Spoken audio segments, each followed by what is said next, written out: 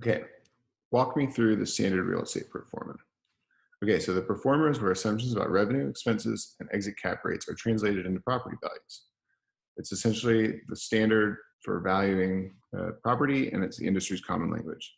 So you've got potential revenue, which just includes rent rate increases, and then you've got your revenue adjustments for essentially to stabilize the income. So you've got occupancy, assumed occupancy, tenant improvements, rent roll, rent abatement, which is free rent to entice people to come in. This gives you your effective revenue after taking the adjustments. Then you subtract out operating expenses, which is your month-to-month costs to maintain the building, such as cleaning, trash, paying taxes, and then that gets you to net operating income. And then from net operating income, you subtract out your capital expenditures, which are just infrastructure improvements needed to maintain or improve the building, such as lobby improvements or public bathroom improvements. And then you've got your operating cash flow once you subtract out CapEx. So your operating cash flow is projected out for however long the holding period is. Then the year after the holding period, that cash flow is used to calculate the reversion value cash flow, which will help you value the property. What are some primary DCF valuation drivers? All right, so the point of the DCF is to figure out the value of an asset and the potential return on investment. So you want to look at 12 different key drivers. We've got discount rate, exit cap rate, market rent growth, general vacancy, credit loss, reversion vacancy, which is when you sell at the end, operating expenses, rent steps and rent bumps of current existing tenants, the free rent that you give to entice people to come, any downtime you have in between renters in the building, tenant improvements, and the renewal probability of current lessors to renew their lease. How do lenders size mortgages? All right, so there's two concerns when providing capital.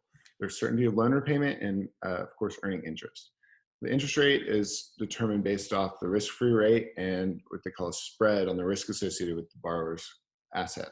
There's three main metrics for valuing, total loan size. It's loan to value, debt service coverage ratio, and debt yield.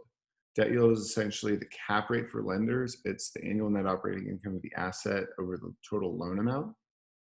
Debt service coverage ratio is a measure of the property's ability to cover its debt service payments. So it's net operating income over the debt service payment. And then it's loan to value, just the total loan over the total value of the asset. Lenders will generally have a maximum loan to value or cap so that you can't go higher than a certain leverage point. And then they'll require minimum debt service coverage ratios, such as 1.25x, for instance, and then a debt yield that is predetermined also, say, call it 9%. So lenders have certain requirements, and the lender will require a maximum LTV and a minimum debt service coverage ratio and debt yield. So the overall loan amount will be the lowest loan to satisfy all three requirements. All right, if you bought a property, what type of lender would you want to finance it and why? Okay, so depending on the property, you're going to seek out different lenders to finance your investments. For instance, if you're looking at a core asset, you'd probably seek out financing from banks or commercial mortgage-backed securities. Banks and CMBS will invest in core assets because they believe that it's less volatility in these core assets.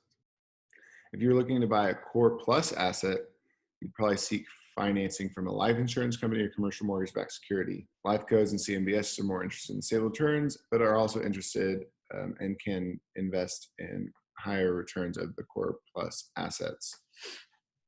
If you're looking at buying a value add asset, you'd seek financing from the banks and the life insurance companies. Returns are purely based on value adds from property appreciation. So like increasing rent or improving the property. And then if you're looking at an opportunistic asset, you'd seek financing from debt funds and banks. Banks tend to fund construction loans and debt funds tend to fund riskier assets. And essentially an opportunistic asset is the development. What is a waterfall? All right, so a waterfall is a payout scheme where passive investors partner with active sponsors in a joint venture to fund a project. The passive investor puts up the majority of the funds and has little control over the development or just anything about the property, and the sponsor puts up a small amount of funds and has all the control. Call it a 90-10 ratio. So obviously these two parties have different incentives just because The sponsor is very limited in its liability, but the investor has a huge liability portion. And so in order to align the incentives of the sponsor and the passive investor, the waterfall is set up to disproportionately reward the sponsor for any returns greater than a predetermined hurdle rate.